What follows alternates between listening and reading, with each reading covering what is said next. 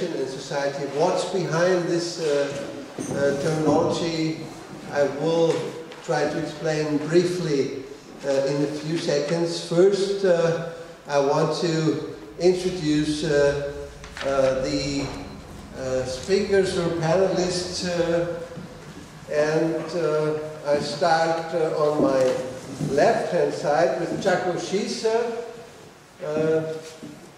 Here you see all editors and some of the contributors of these books. GIACO SCHIESSER is coming from the University of the Arts in Zurich, from the Department of Art and Media. Thank you for coming, GIACO. We met a lot in the last years and months, mainly on topics of research, artistic research, where you are one of the main drivers, at least in Europe, on this topic. Thank you. Welcome, YONGQI. He's the Dean of the School or College of Design and Innovation at Tongji University in Shanghai. He's one of the engines of the new spirit within this school, this department. Not only this, he also is, since this morning, head of the International Advisory Board of the University of Applied Arts.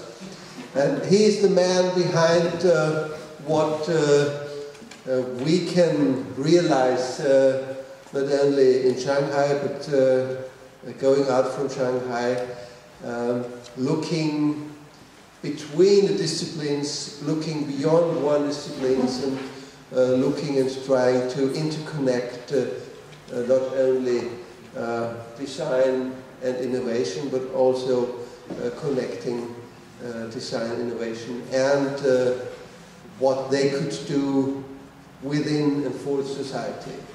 Impact was one of his keywords this morning, and I think this word we will hear this afternoon some more times. So next to Lou is Elias Carayannis,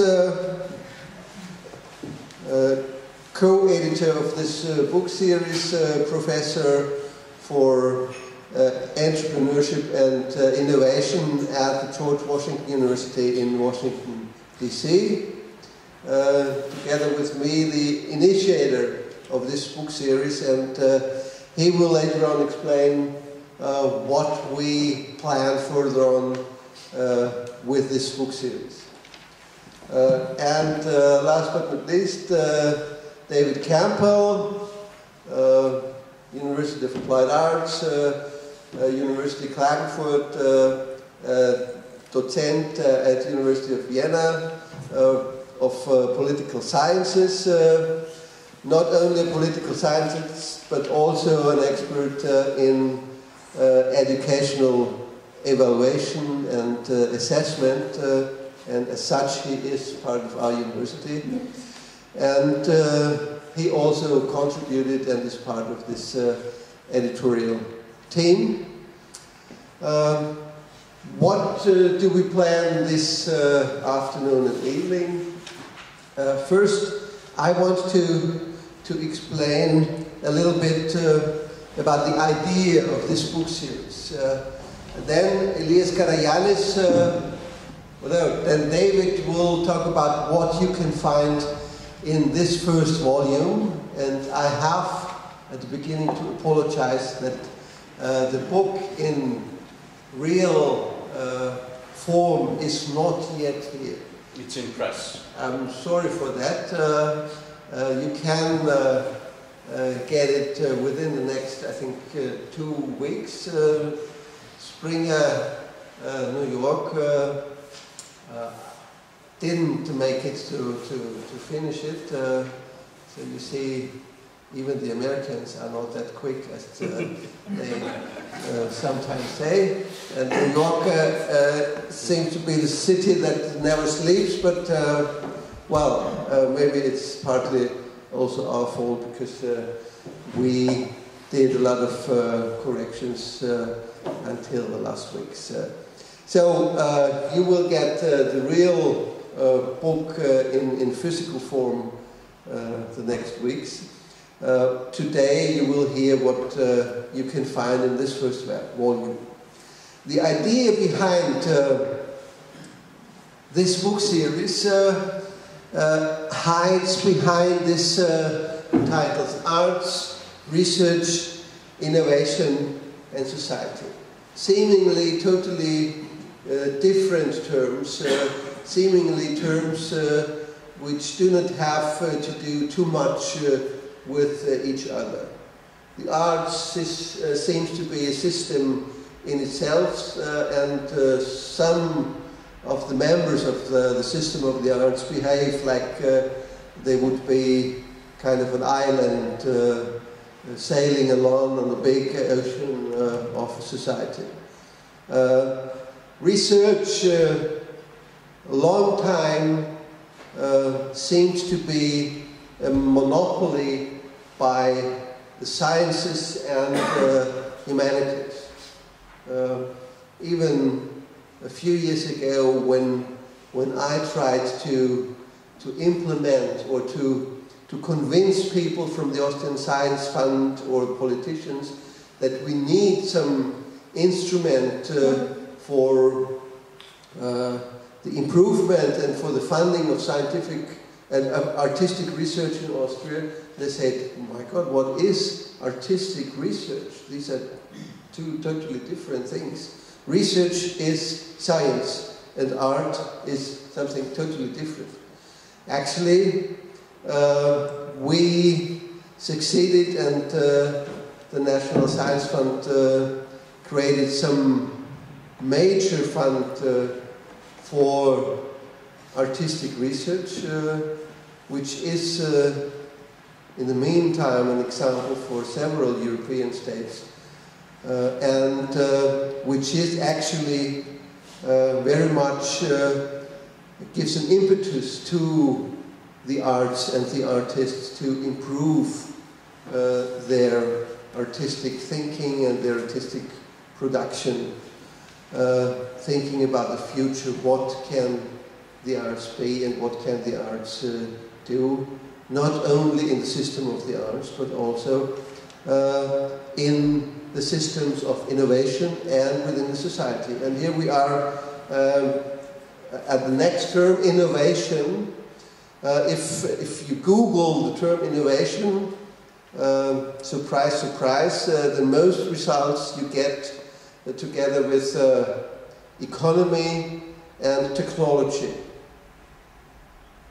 The arts comes far beyond, while if you look back what is and what was innovation, and you need not look back as far as the Renaissance in Europe, you clearly understand that there is and there has to be an interconnection between the arts, and if I say the arts, I mean fine arts as well as architecture, design, performing art, music, etc. So the full range, the original term of the arts. That the arts have something to do with innovation, with renewal of systems. And what for is all this?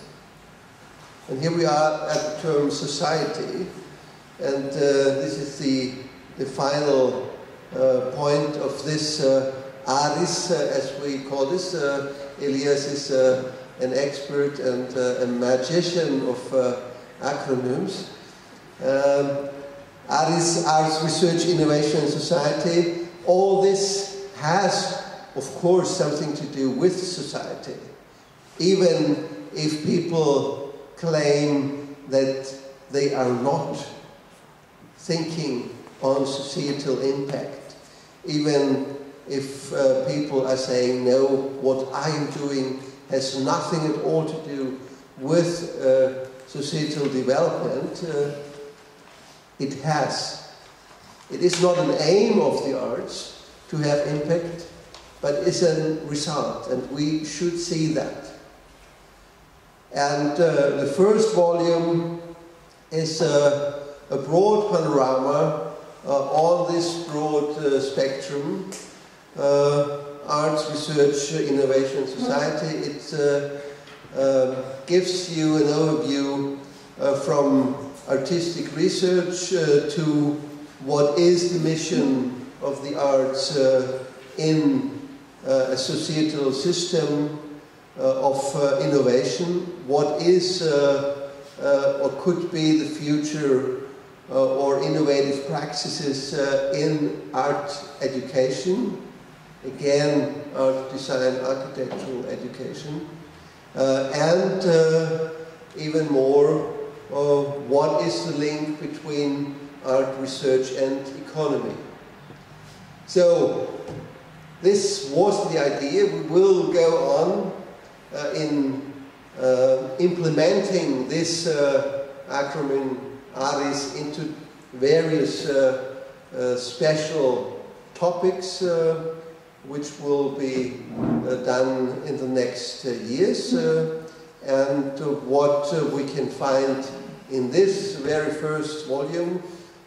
We are all proud to launch this, also not physically, but in our minds.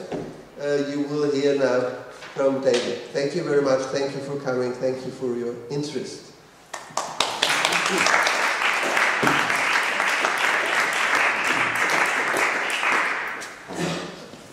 Should I take the microphone, or maybe? Thank you. Thank you for the introduction, Gerald.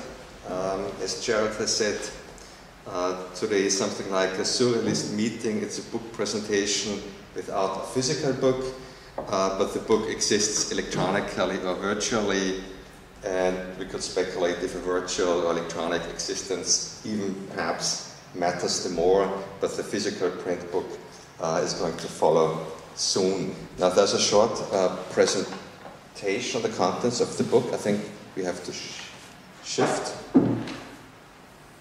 Yes. I'm only having two hands, but two devices and a paper printout, so I have to handle this. Now this is the major theme of the series, which is also the A.R.I.S web platform, which has been set up. Creativity in general and the arts in particular are increasingly recognized as drivers of cultural, economic, political, social and scientific innovation and development at first, and we added then also progress as an additional element. Talking about the way how the book is being structured, concerning the structure of the book, the chapters were not standardized, and in fact, depending on the background of the authors, the content of the chapters varied partially greatly, either coming more from the artistic side or from the academic side, or a combination of both. However, what we demanded is that every chapter would have an abstract and keywords. This was the only standardized structural element going through all of these chapters. We wanted to keep the structural format as open as possible, and by this, the structural format should be an expression of the content in the sense it's some allowing experiments. This means how to present knowledge production as flexible as possible. And again, one of the interests of the book series, of course, is to allow, to promote, and to encourage interdisciplinary and transdisciplinary knowledge and knowledge creation. And of course, and therefore this is also the reason why the book series is in English, there's an interest to participate in this ongoing international discourse on those very important topics.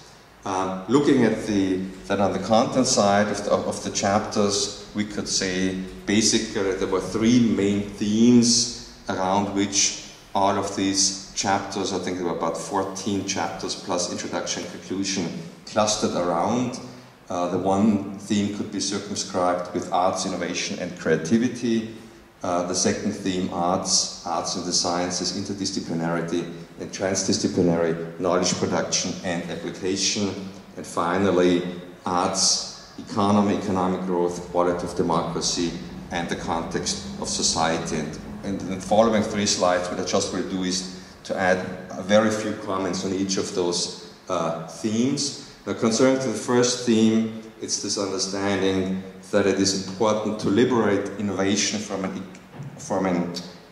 too narrow economic understanding. This means to open up this concept of innovation, to say innovation is more than serving economic purposes and interests. And in that sense, of course, innovation depends very much on creativity as an input, and of course the arts are very crucially intertwined with such considerations. So diversity, heterogeneity, pluralism, in that sense, matter very much. The second point was also, how can artistic research, in fact, enter new arrangements with the research in the sciences, by this even creating wider formats of interdisciplinarity and transdisciplinarity. I think, in fact, that academic research in the sciences can learn a lot from this, let's say, new input coming over from the artistic research. I think we may witness and observe here something, very new processes emerging at the horizon. And in that sense, of course, also the meaning of universities of the arts, of course, goes through a process of change too. In that sense, it's obvious that the universities of arts are crucial organizations and institutions for innovation, the progress of innovation and innovation systems. And the final aspect, we could have this one sentence saying also, the economy is too important to be left only to economists. This means that we're being challenged, sort of this qualitative aspect of further economic development, as economics is being challenged not to focus on some quantitative economic benchmarks, but in that sense reconsider what the purpose is of the economy. And then, of course, it's also obvious there cannot be any innovation in the economy without innovation in society and democracy. And there's also this one saying or phrase in one of the articles of Elias and mine, talking about the democracy of knowledge, saying also that for knowledge and knowledge creation, knowledge application, this pluralism, of course, is very crucial and key. This is the end of the introduction of this first A.R.I.S book, and now I'm going to hand over to Elias for the vision of A.R.I.S, and I'm going to try to retrieve the respective presentation. Thank you. Thank you all for being here. Thank you for the invitation and the continued collaboration, and especially thanks to all our contributors. Let me just say that as far as the delay with the book delivery is concerned, I certainly am as frustrated with it. But the fact is that were it for the German Springer, this project would have never happened. It was a desire for Gerald to make it happen, and it happened finally thanks to David's introduction of me to Gerald and my sort of facilitation with the American or US Springer, with whom I've been collaborating for a number of years and have several projects I'll talk about. And so David and I have been colleagues and friends now for more than 10 years. He came to Washington as a visiting scholar several years ago, more than 10 years now, right? And since then we've engaged in a number of different projects, and this is the latest and perhaps, I hope, the greatest, actually. And let me just say what this is about. And this is, again, something. Is it okay if I move here, or because I'm not good at being stationary? The theme, A.R.I.S for growth. So we've kind of played with the word or the acronym A.R.I.S, as Gerald said, and we kind of evolved it a little bit, and we added an E. The E can stand for education. And of course, it can stand for excellence, it can stand for the environment as well. Because all of these things do happen, and as we'll see later, in concepts we've developed with David and other colleagues. Government, university, industry come together with civil society and in the context of the environment to pursue smart, sustainable, and inclusive growth, which is, I think, both a challenge and an opportunity for the entire world nowadays.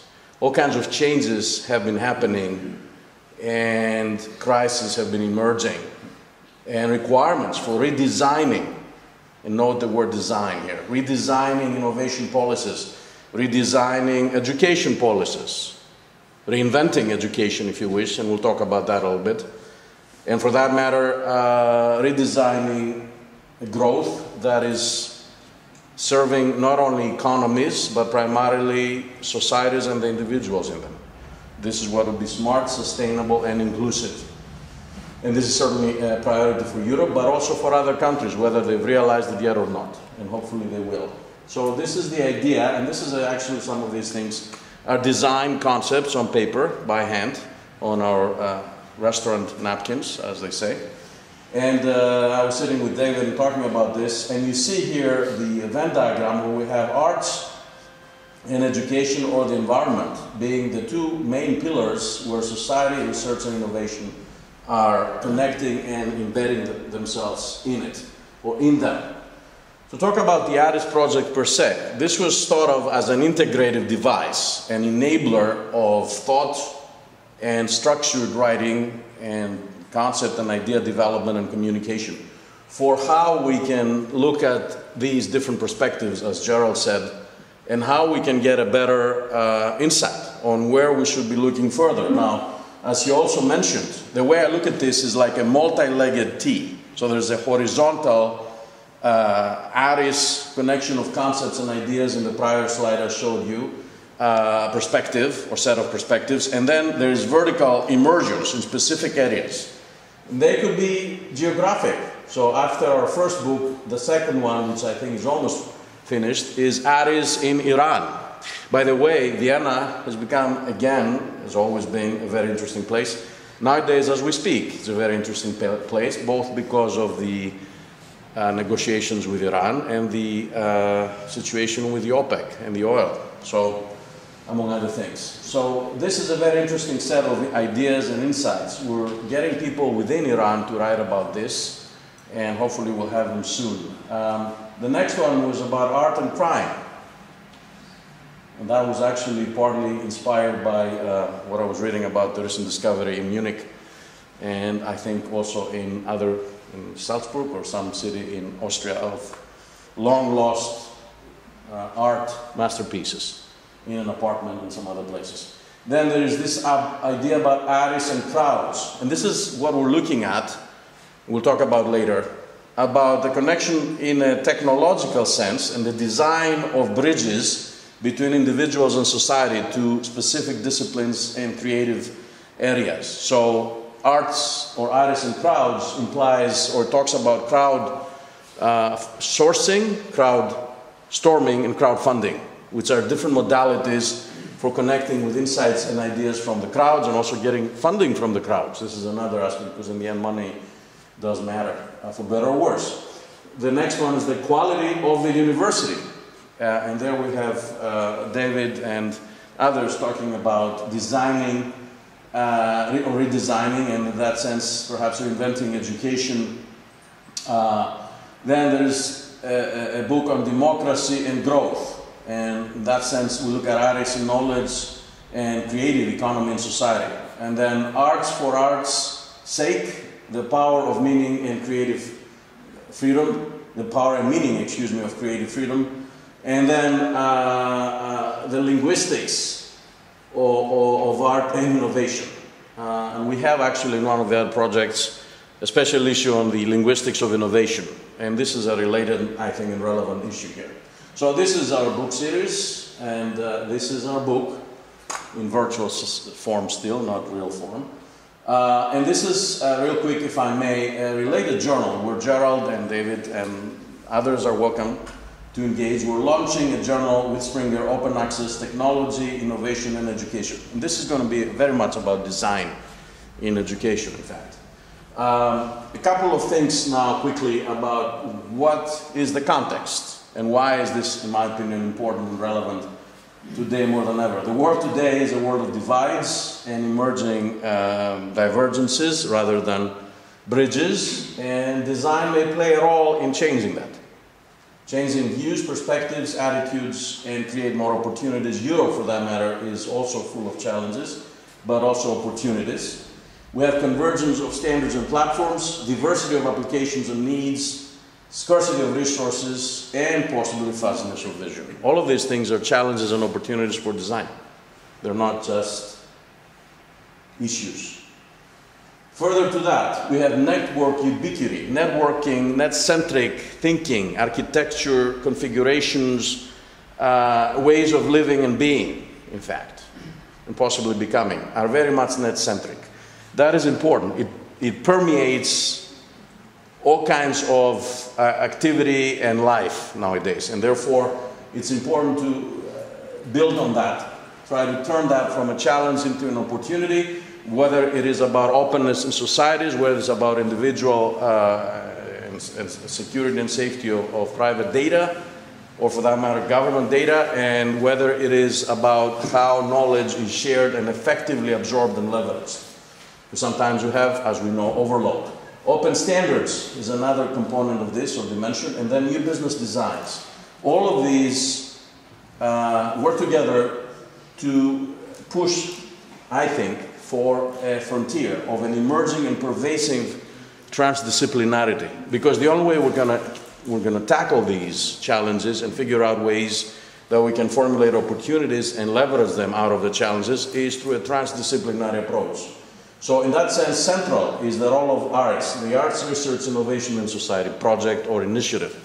To me, and I think all of us, this is much more than just a series of books, whether real or virtual, in existence or in press. This is about a way of thinking, developing a community of interest and practice, hopefully, locally and globally.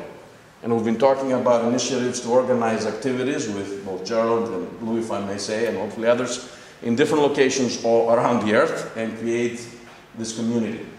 Why does that matter?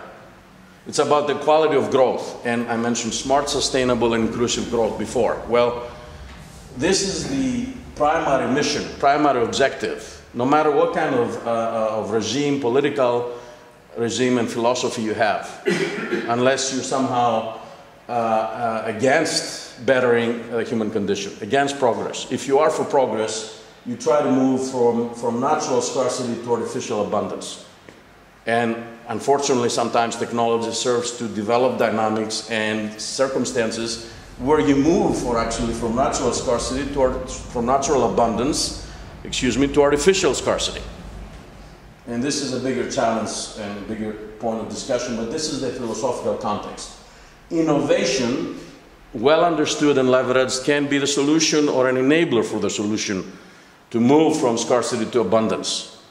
But the innovators need to remember Machiavelli's thing here, that innovation is an uphill battle. It's a very high risk and a lot of challenges, fraught with challenges, effort, but it has to be literally a missionary effort. It has to be a way of life. You have to be dedicated to it. And I think my colleagues here, they all have their experiences and that they can share on this. So real quick, I will not burden you with this. We'll put the slides on our website. We have a website too, by the way, which we should open it next. This is about crowdstorming, which is a sort of brainstorming, more structured than crowdstorming process, but still tapping into the wisdom of crowds, as we say. And then the crowdfunding aspect is about figuring out how to finance projects and initiatives, very much akin and related to arts priorities. Now, in terms of technological change, and we're coming to close here, this is a picture from the train station in New York, where I was struck by the locations where landline phones were still present, and with none of them there still anymore, because everybody now is on wireless and so forth. So this is just some food for thought, and a few slides in closing about the core of our research with David and others on knowledge production systems and as they relate to the concepts of the quadruple or quintuple innovation helix idea, bringing together the five dimensions: government, university, industry, civil society, and the environment. So mode 3 knowledge production systems, building on Helga Novotny's and others, mode 1 and 2 knowledge production, emphasizes the role of learning. Because in the end, transdisciplinarity should aim to serve learning, and in fact, not just learning. If we're going to achieve what we're out for, smart, sustainable, inclusive growth, in the face or confronted by increased challenges of scarcity and variability and unpredictability, we need to improve our learning. We need to enhance our learning. And in fact, my doctoral thesis 20 years ago and my research since then has a lot to do with learning to learn, and learning to learn how to learn. These 3 levels of learning need to be complementary and reinforcing of each other. They should be at the heart of the design of any system, in my mind, that serves our objectives.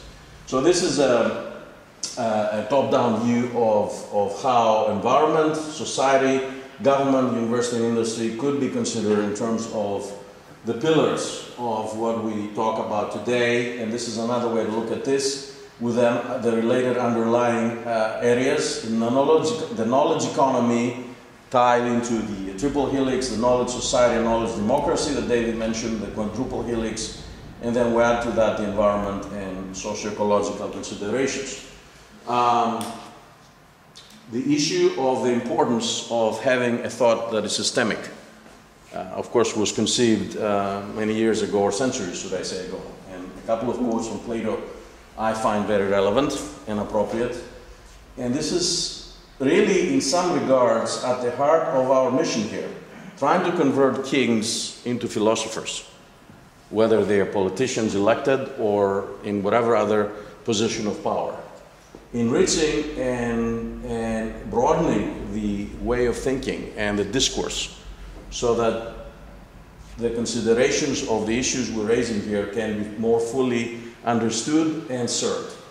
And then, of course, it's about thinking in terms of systems, not just individual objects. So if I may, I don't know if I wrote it correctly, I apologize to Lou for that, but I'm trying to say thank you in Chinese, and a couple of other projects that I have: Diversity in the Knowledge Economy and Society, Rediscovering Schumpeter, there's a Journal of the Knowledge Economy with David and others, and the Journal of Innovation and Entrepreneurship. We also have an encyclopedia of creativity, invention, innovation, and entrepreneurship, which ties nicely with the A.R.I.S project, and another series on innovation technology and knowledge management. And in closing, this is a series of Palgrave about democracy, innovation, and entrepreneurship for growth that really focuses on the role of political regimes in the quality of growth. Thank you.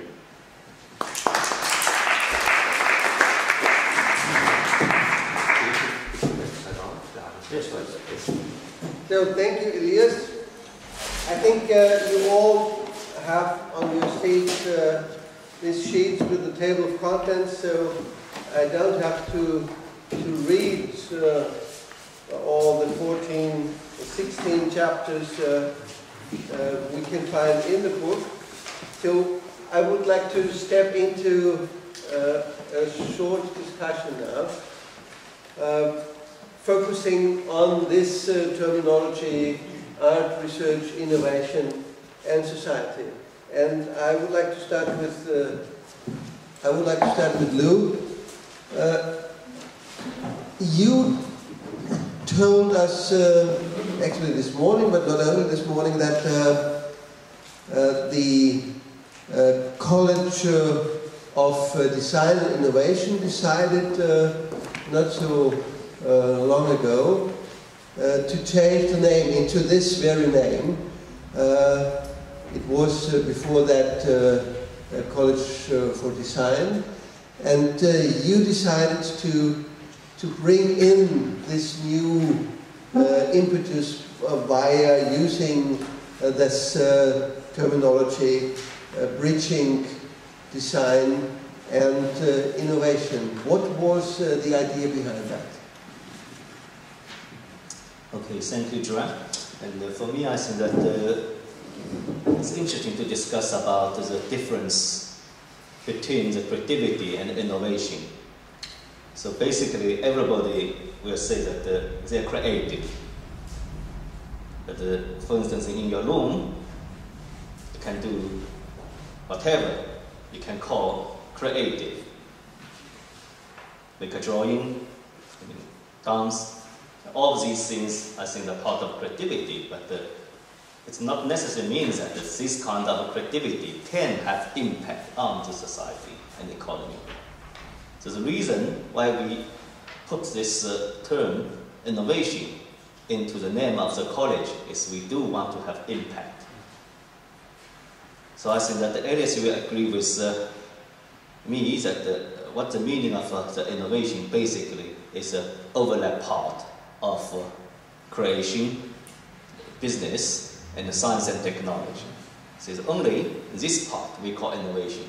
In my turn, we say that we'll put two wings. One is business, and one is technology on the body of innovation. Then, with such kind of two wings, and we can fly. So before, in my university, design is a part of architecture program.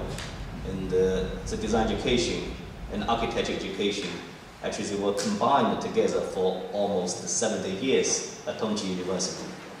Because my university, the design education, we started from 1990s. At that time, the students of Walter Gropius, when he got his master from Harvard University, and he came back to Shanghai, and later, together with two other professors, one graduated from here, in Vienna, but not the Applied Art University, but the Applied Science University, and another one is from Germany, and they were the three founders of Tongji Architecture School.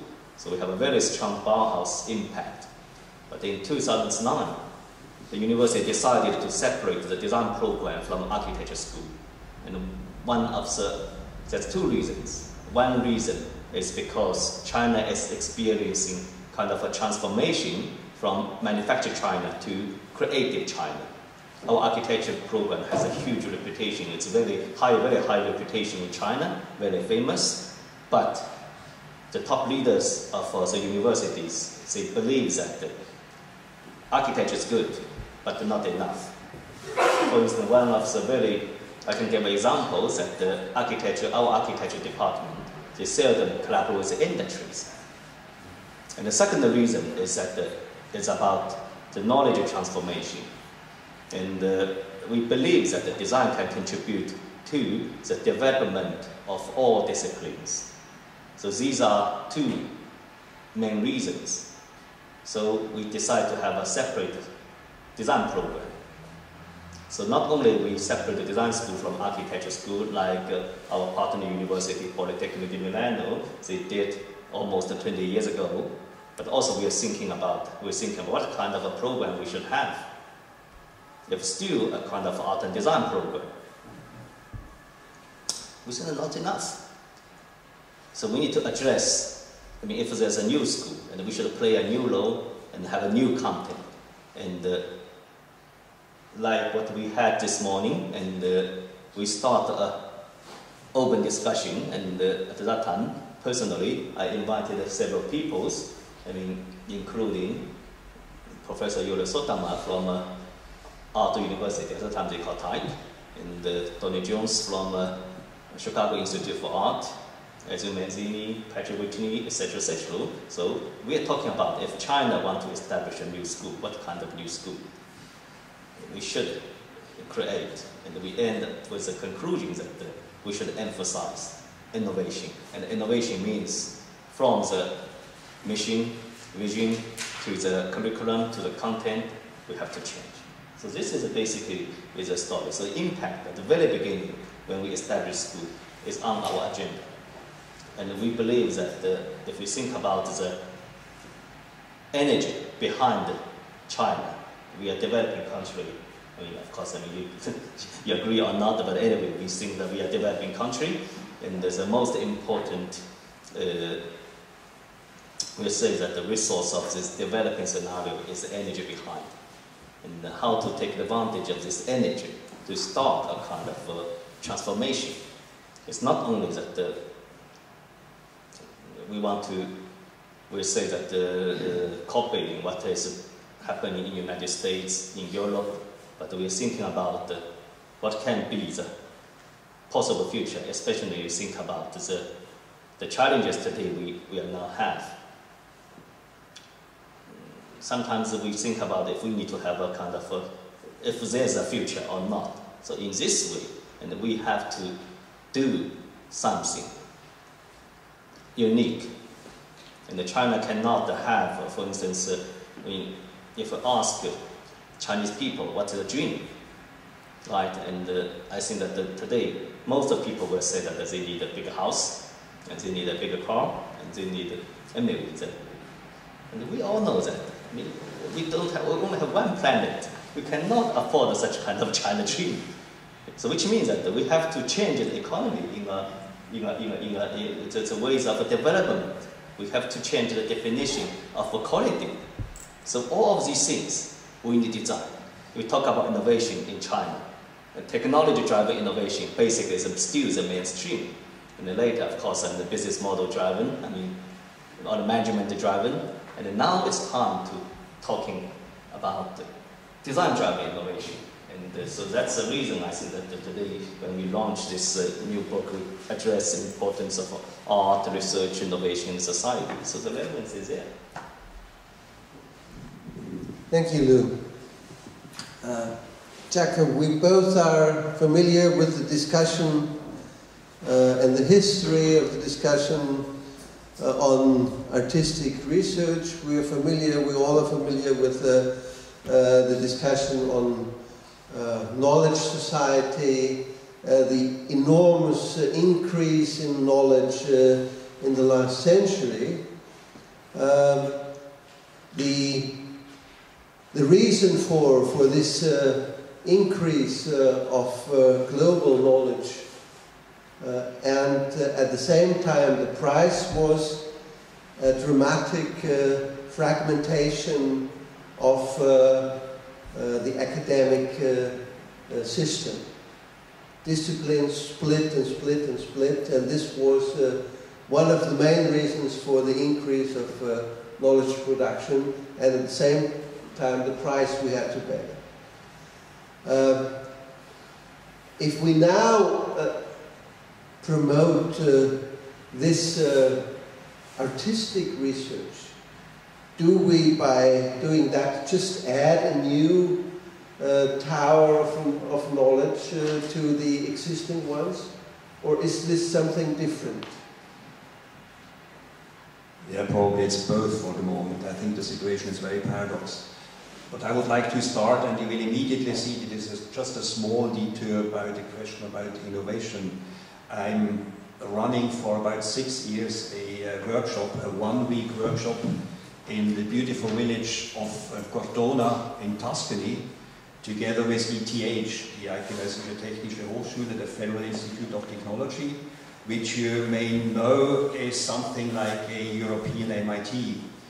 And ETH started this interdisciplinary Cortona week in the mid-80s. There were people coming from physics and chemistry especially, who have moved into the new age, and some of them stayed in the new age, others came out. So it was a very early beginning of, I would say, interdisciplinary or transdisciplinary thinking.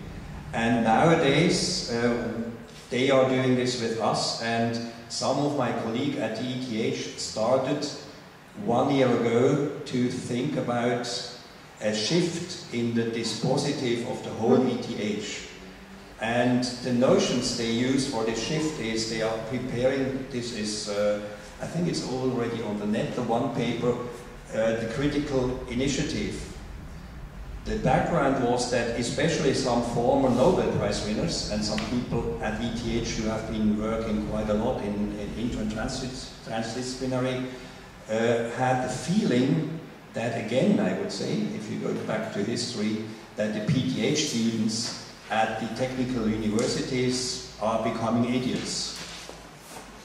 Meaning they have so much to do, so much to work in the labs, that they really become idiots. And as you may know, there's this very famous A.R.I.S by Hans Eisler, who knows only about music, does not know nothing about music. Wer nur etwas von Musik versteht, versteht auch davon nichts. And this is of course true also for the humanities and the sciences. So there was a concern that the students are not aware enough or will not be able to develop a science that is needed.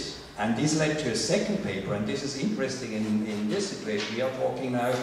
They are giving away or putting away the notion of innovation. They are replacing the notion of innovation by the notion of novelty.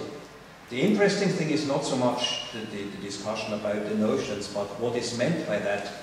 There's a strong feeling at ETH that science is not anymore capable of really develop new kind of knowledges.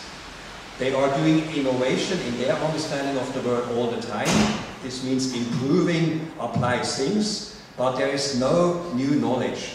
And they have to do a lot, they say, to develop a setting where new kinds of knowledges are produced or generated. And this is one of the reasons why they are so eager or so interested in hearing more about artistic research. So we have this connection to the natural sciences, which at the first instance seems far away. To go directly to your question, I'm a lot concerned about this different kind, not only of knowledge production. I think we only have to take great care and being interested about the different kind of knowledge practices, which actually is not the same. The practice is the one thing, and the production is, in a certain way, the result of that.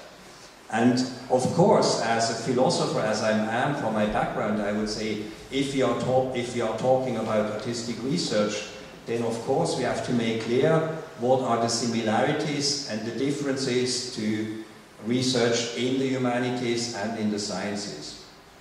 If you have a look to the tradition in Europe, and Gerald knows that quite well, this is one of my main themes, or my main thesis is that we have a Europe of different speeds. Artistic research has been existing in the UK for more than 30 years. The first PhD in artistic research was done at the Royal College of Art in the late 70s.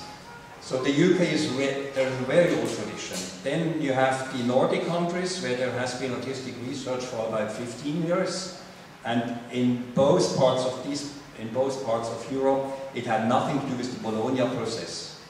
In the Bologna process brought up the artistic research for the rest of Europe. And then we have, as a third part, the German-speaking countries plus the Benelux states, where artistic research has been developing within the last 5 years, and in the south you have nothing like that.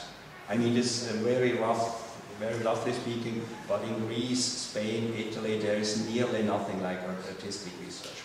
Well, talking about artistic research, what are the similarities and the differences? And there you have to say, this is still a big issue and a big debate. For the moment, I would say that there are two main elements which I also try to describe in my article which make a difference. The one is in either or, in the humanities and in the sciences. For example, the format of the research is pre-given. The result has to be a written text. This is changing in the moment, in these days, a little bit, because you can study that in sciences sometimes the images which supported the texts are starting to get a known value. But this is just within the last 1 or 2 or 3 years you can say that this is changing a little bit. So it's the pre-given, whatever you are doing during your research process, the result has to be a written text. I would say it's completely different in artistic research. I'm much in favor of the notion of artifact, that the result of the research has to be developed during the research process itself, and it can consist from very different media, music, sound, images, written text as well, and so on. This is for the moment, I would say, one of the differences. The second difference is normally the methods you are using are also pre-given in science and in the humanities. For example, if you are doing a research about Kafka's Castle, then you decide I do it from a feminist standpoint or from a psychoanalytical standpoint or whatsoever. If you are doing a research in chemistry or physics, the methods are given, and only if the results are not at all, does not make any sense at all, then you are willing to change your methods. This has been changing in the fundamental sciences for some of the most advantaged people as well, but in the arts and in artistic research this is different. You have to develop your methods during your research process as well. So I think these are two differences, but there are of course some similarities as well. For example, there is a closer connection for certain reasons to the sciences from an artistic research standpoint, because what you are doing all the time is setting up dispositives or settings in which you are doing your experiments. On the other hand, there is nothing like falsification or verification in artistic research, and this makes it more similar to the humanities because there is not the right or wrong interpretation of Kafka's Castle and so on.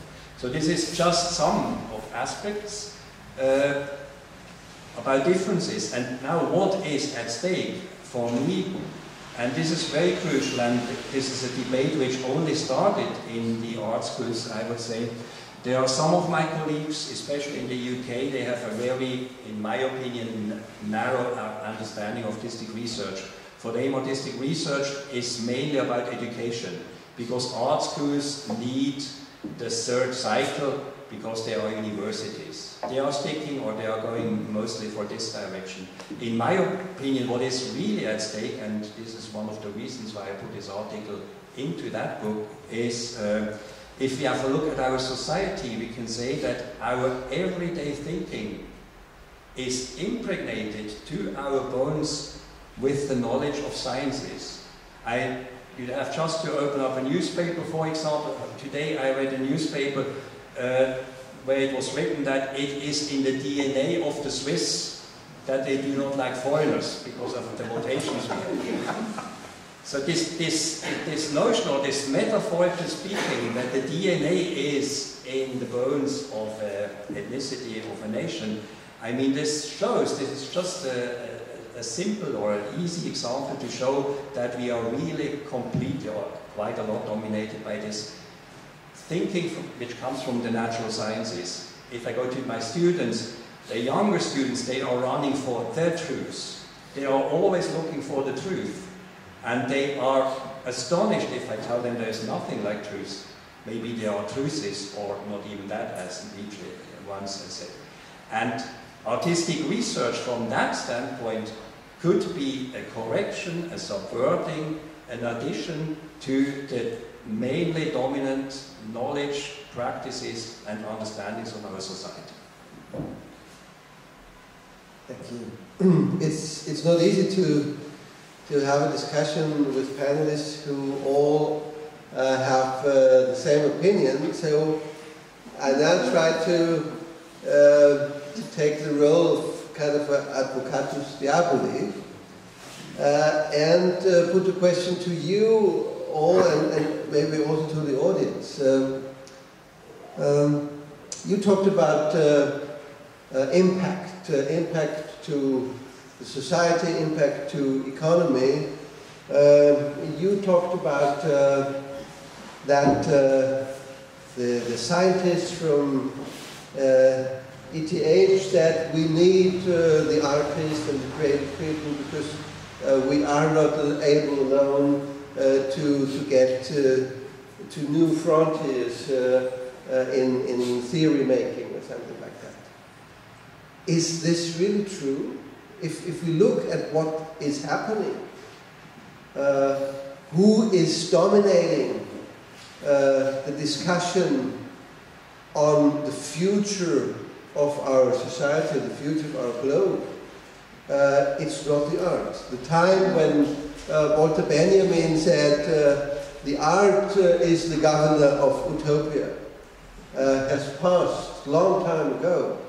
the power of definition, of defining what is societal progress, where the society should go or will go, nowadays is with the people from genetic manipulation, with the people from life sciences, with the people from biotechnology. They explain us this is the future and we are the people who shape the new societies. That's reality. They have impact in our life. And we can see it daily and we can read it in the newspaper, while we, for almost 20 years, every single year we can read in the main magazines and newspapers in Europe, like Zeit or Neue Zürcher Zeitung, the crisis of the humanities, the crisis of economics. Tomorrow evening we will listen to a lecture by Bast and Brock, who will say the economists are not even able to explain what happened in the past, and not ever are they able to have some theories what will happen in the future. And just today I read an article in Neue Zürcher Zeitung where a sociologist was asked, one main sociologist from Zurich University, asked, what do you contribute to the future development of our societies? And he or she said, I'm not a futurologist. I'm a sociologist and I only can analyze what already happens. And the artists are focusing on the art market, who until now is right in these days in Miami, celebrating party and selling, not very much having impact on what are our real social and economic problems all over the globe. But they have impact on the bottom line. Yeah, so what is it really about A.R.I.S? What is it really about the arts, and who has impact in what is happening? Can I make a quick comment? If you would turn back to what I had there. So just last week, actually, since you mentioned that, and this is completely unscheduled, so to speak, you were talking about medical sciences and biotechnology and so forth. Just last week, I have been working with colleagues, actually, in the South, as you mentioned, and also from the US and other parts of Europe, to look at how the A.R.I.S thinking could play a role in reinventing education in the medical field. This is exactly happening as we speak, and this is something that we should perhaps consider to address your question. Does art matter, and how and why, if I can paraphrase what you said? And I think it does, as long as we can partner with people who are in a certain institutional and disciplinary context, such as medicine, to look at or to consider ways and means that you can, again, think beyond the box, as is the title if you look at the presentation behind you. I'm sorry about the last minute, but you just triggered my thinking. So this theme was about innovation and transdisciplinarity as growth engines. And we looked at whether and how a new approach to education in the medical fields could actually serve better this set of objectives, and through embedding more creative thinking and learning from creative ways of thinking and doing. It's not just about knowledge, it's about practice as well. And in fact, this is a case where a field has very much knowledge tied to practice, and really it's where the growth and the process is happening. But one last comment, I think this is very important, GIACO, what you said, about our ways of thinking being shaped by scientific paradigms, like the DNA thing that you mentioned. This is a symptom, this is a manifestation of perhaps I might call it, the tyranny of science in our lives. And we need to go back to a more enlightened past. So let me go back to this real quick from that presentation. Hopefully we'll come full circle, where we started with the Greek academies, the Socratic, dialectic, and in fact, holistic approach, to what they call a new American university, trying to fuse disciplines, go beyond, in fact, verticals of disciplines and schools, and look at this idea of the fractal research, education, and innovation ecosystem. In German, by the way, it stands for free. So the idea is, how can you look at this in a way that tries to get beyond the existing boxes? There's no easy answer to that. So I don't know whether and how I could say, no, art does matter today as much as it should. It does for sure matter. Does it impact? Does it have impact as much as it could and should? Probably not. And this is the challenge and opportunity and the relevance of what we're doing here. Me? Just one remark, talking about creativity. Are the people were the people from the Lehman Brothers who created really weird financial products nobody did understand, and that is why they brought the Western economy almost to the border of the apocalypse. Are these guys the new creative class? No way. I consider financial engineering. I consider financial engineering actually rather of an offensive, because I'm an engineer by training at first, and call this financial engineering, I find it an offense to professional engineering. I think this is more about arbitrage games, using technology to corner markets and to create circumstances that are simply wrong. That's my simple take on this. I would like to go back to your nasty question. Of course, you're completely right. I mean, the dominant sciences for the moment and for the next years or the years to come are definitely biogenetics and nanotechnology in a certain way. And you can say that biogenetics has come up with a model which we thought in the 70s, this has gone forever. And even the Neue Zürich Zeitung for many, many years started to become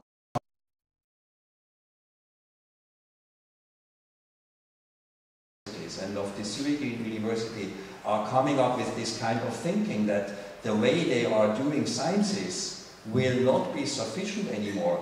Then of course this is, so to say, a certain avant-garde, you could say, for the moment. But it is interesting to see that for these forerunners there is a crisis within the sciences, not only within the humanities. And to become also the nasty guy, if I have a look at artistic research, and existing artistic research, as I told you, in the UK for more than 30 years and in the Nordic countries for more than 50 years, and you have a close look at the result of artistic research, then you must say they are still quite poor. And this I am saying as a member of the executive board of the Society for Artistic Research. There are only few very good results, I would say. So we have a lot of work to do still to develop what is artistic research. On the other hand, and I bring up again one of these forerunners, everybody or most of you will probably know Hrsg, the former what was it, the president of the Max Planck Institute for the History and Theory of Sciences. And he had made a beautiful remark once. He said, there are, in German, you cannot really translate it into English, I will try it afterwards, there are epistemische Widerborstigkeiten, nur schon only between the sciences and the humanities, epistemic untruthnesses between these different kind of thinking. And he started to become very enthusiastic, in my opinion a little bit too naive about artistic research, because he says this kind of finding out what are the methods you have to use to get to really into a new kind of doing research and to really new kind of results. This is something where scientists can learn a lot of. So you do not only have, in my opinion, this would be one of my theses, you do not only have this kind of impact of art which you had, and I give you a short example afterwards, but only in the hardcore part of methods and of formats of research. Then the impact of art, the example which suits for me best is Elvis Presley, starting with Elvis Presley. If there would not have been people in the 50s like Elvis Presley who were thinking about living in a different way than their parents did, you would never had this kind of American music since the 50s, which has been happening since then up to now. And if you have a closer look to this the music in America, then you must say this changed quite a lot of American society on the one hand. On the second hand, you have a lot of formats of firms, of enterprises, highly capitalistic, which started at that time or developed since then, and you have a huge alternative sector where meanwhile people can get quite some money out of it and make a good living. And this is a kind of, let's say, cultural entrepreneurship, we would call it nowadays, or culture of industry. If I take this example at my university and talk with my board about this kind of creative industry, people thinking about living their life and developing strategies, my colleagues are looking at me like I'm an alien.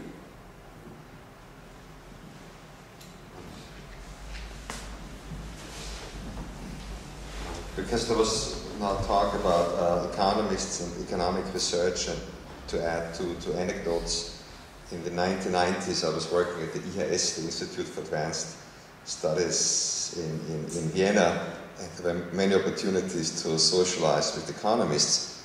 I mean, the one question is economics, and this is of course now a shortcut. Is this an empirical discipline, an empirical science, or is it something model-based?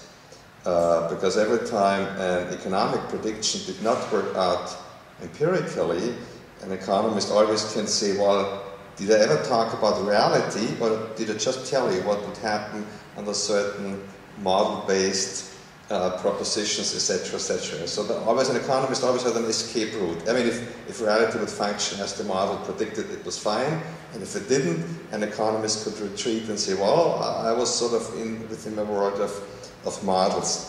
And there was also an empirical assessment in Austria, also for our guests, that two institutes making economic predictions. It's the WIFO and the I.R.I.S.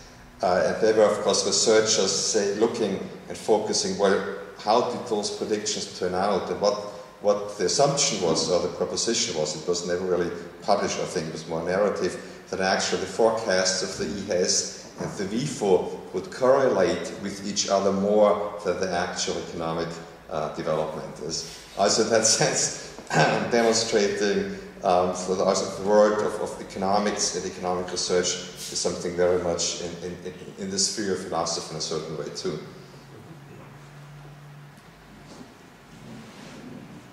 We all know that Anton Zeilinger, the quantum physicist, the last documenter showed his experiment on teleportation, one of the great utopian ideas of human mankind. What does it mean to the system of the arts, in a wider sense, that a quantum physicist shows his almost realization of an utopia at the world's most important art show?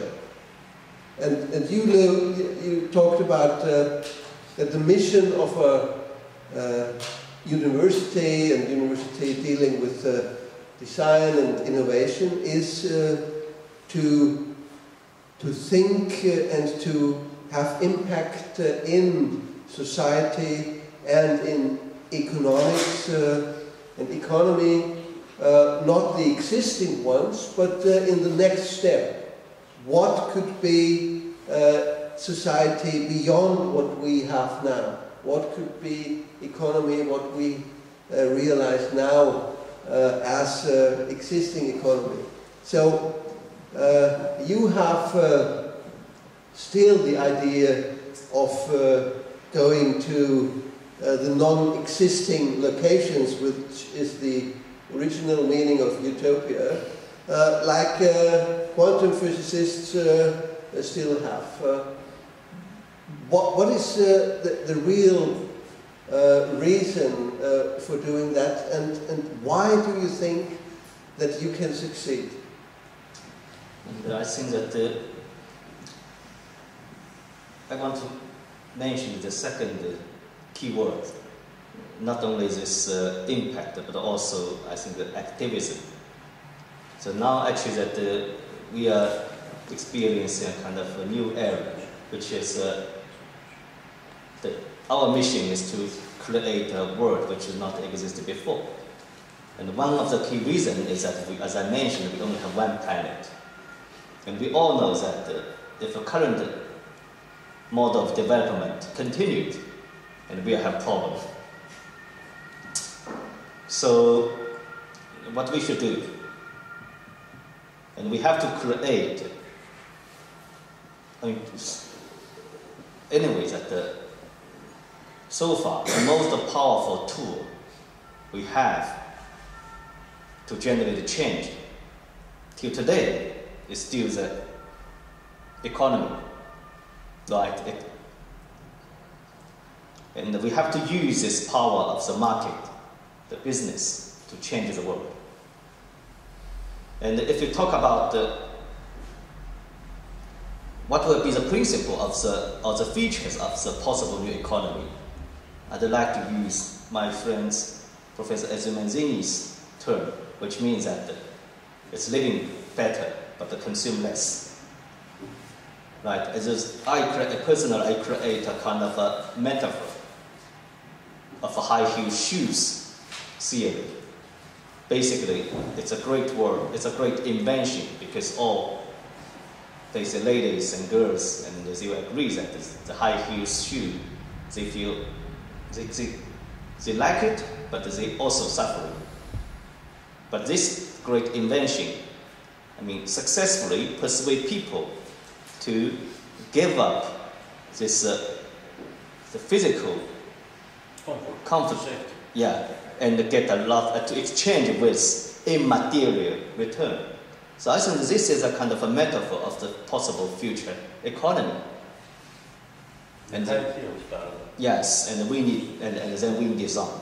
So if you come back to the history of modern design, as I mentioned, that there's three kind of possible design. The first step of the design is basically the design for the industries. And Bauhaus is a typical format, a typical one. And then we extend this design from the artifacts to the immaterial world. It's about designing the services, strategies, the management, experience, interaction. But still, design is, we provide a solution, and we relate too much for the others to make the thing happen. So I think that today, really, I think that it's, if you think about the new era of design activism, it's not only we provide a solution, listen, this is the best solution for the future.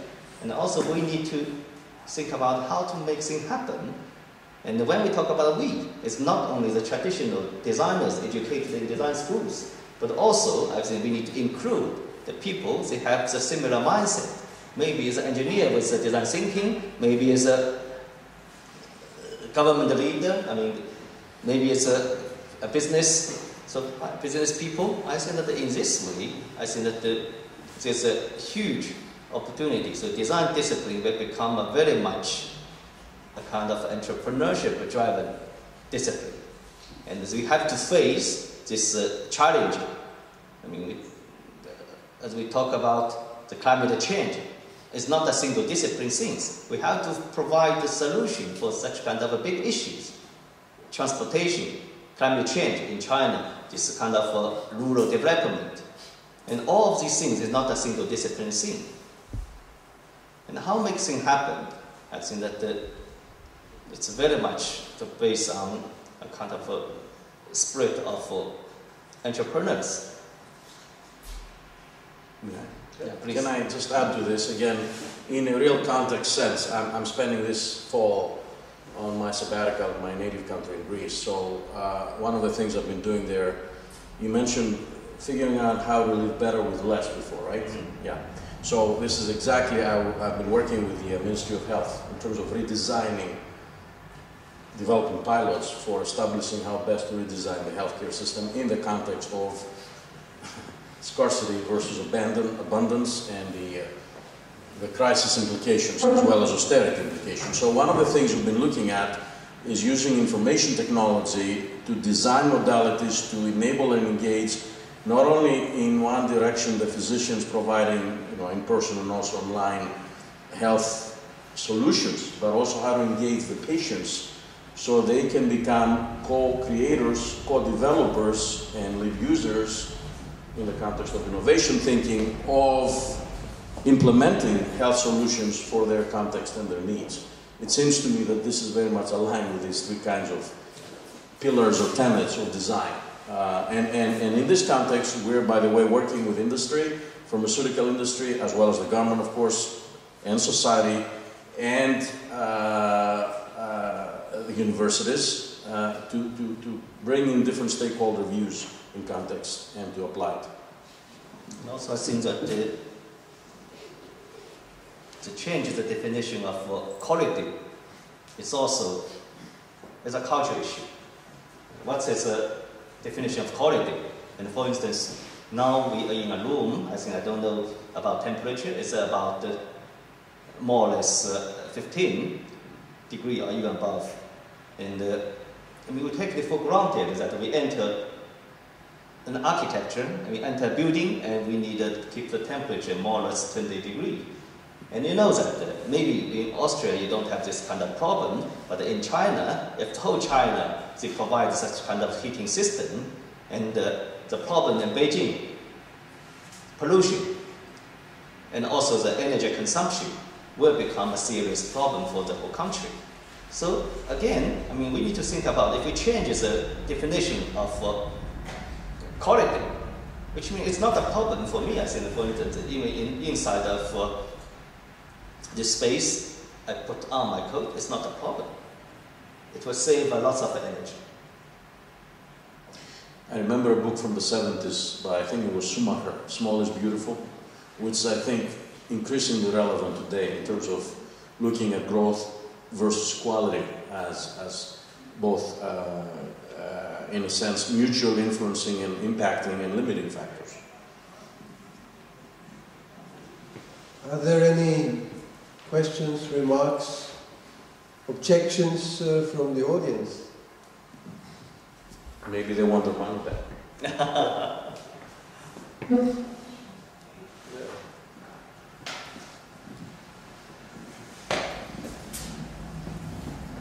Maybe just one small sentence. According research and this sort of how they actually is working with the society. So I think what is interesting is that coming back from talk with the EU representatives about the next research agenda, I think they are completely aware of that. So they have a big sort of problem talking about how sciences are still related to society. And I think they are actually focusing in this direction. I think there will be a lot of money going into this direction. So how does society and science actually come back again together?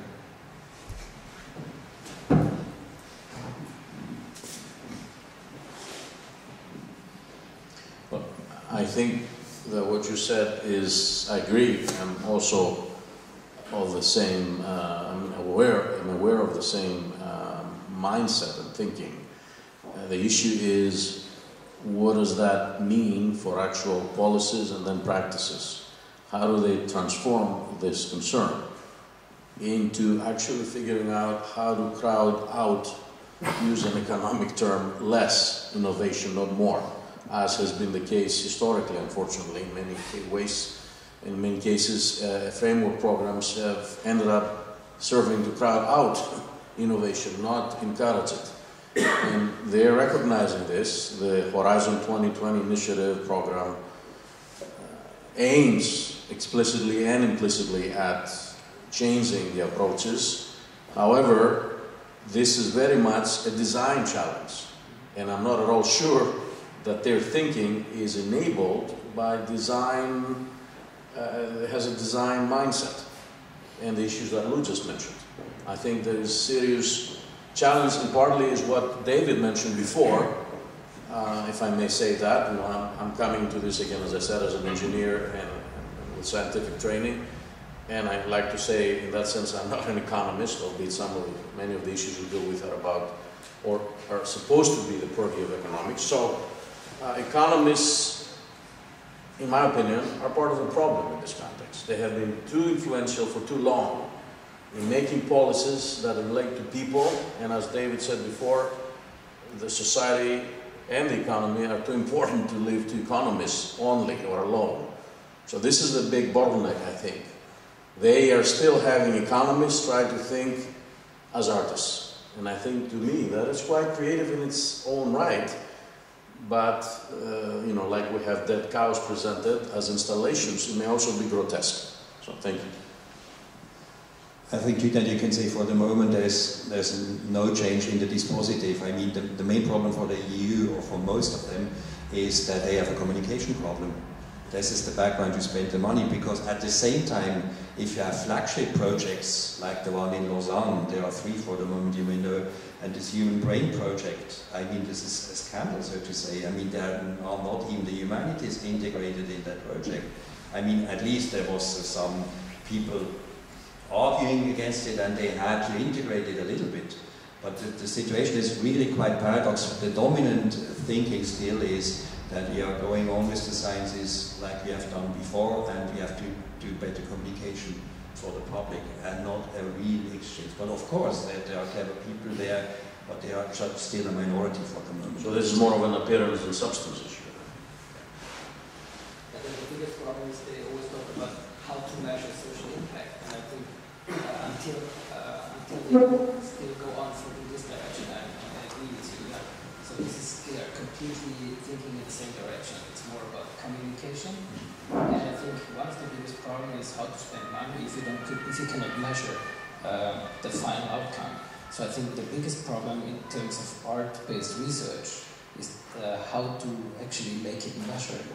This is what we actually have been confronted with talking to members of the Commission. So they have no idea about how to measure social impact. And I think this is maybe the worst thing is that this sort of approach is maybe completely wrong.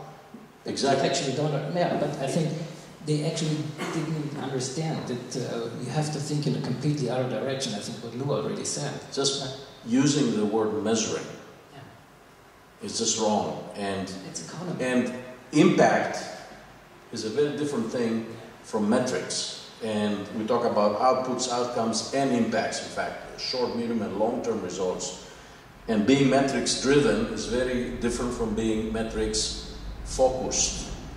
Being aware of metrics, taking care or considering what you can actually quantify, and being also aware that not everything could or should be quantified. Einstein said, you know, whatever is worth measuring is very hard to do so, and typically whatever is not worth measuring is very easy. So because of bureaucratic and other defensive games, we end up focusing on measuring the things that... Contradiction, according to the model of linear innovation, but nowadays the assertion is that this may be one of those key routes or routes which indicate further developments of how basic research is going to evolve by putting it in the context of application, but of course emphasizing it's still basic research and application is application, but to think of ways of tying together those old contradictions to a new meaning. In fact, the comment I made earlier about Mode 3 knowledge production systems that we've developed, in fact, GIACO's comment, in fact, we should be talking, is very much apropos. We should be talking about mode 3, higher learning enabled knowledge production and application systems. 1 and 2, in this context, this is where truly radical gains in productivity in scientific research through enriching it and enabling it further by artistic insights. And we see that already. Many industries, you mentioned some, there is others, whether it's the information technology industry, software industry, in pharma also, they often engage artists to enable their thinking, the thinking of the researchers, to get the researchers thinking beyond the box, in fact. So we see examples in practice, whether there's people agonizing about this existentially or not. Well, I think we close the discussion now. I thank you for staying so long with us. Thank you all. Thank you indeed. I wish you all the best for the future, and I wish that you may enjoy the book we presented today, either in physical form or in electronic way, where it is already available. And maybe and hopefully we see you again at one of the next presentations of the A.R.I.S book series, or even earlier, one of the next events of the Angewandte Innovation Laboratory. And the next event will be tomorrow night at 6 p.m. Right here, where Bast and Brock will talk about the artist as prophet. Der Künstler als Prophet, Antizipation als künstlerische Strategie. Provocation, right as we know it from Bast and Brock. By the way, I wanted to quickly say thank you again for the opportunity. We certainly hope to have more such events with regards to the A.R.I.S book series, and I think our discussion today is somewhat a good introduction to tomorrow's presentation, and I promise we'll have the actual physical books for book 2 next time. Thank you all.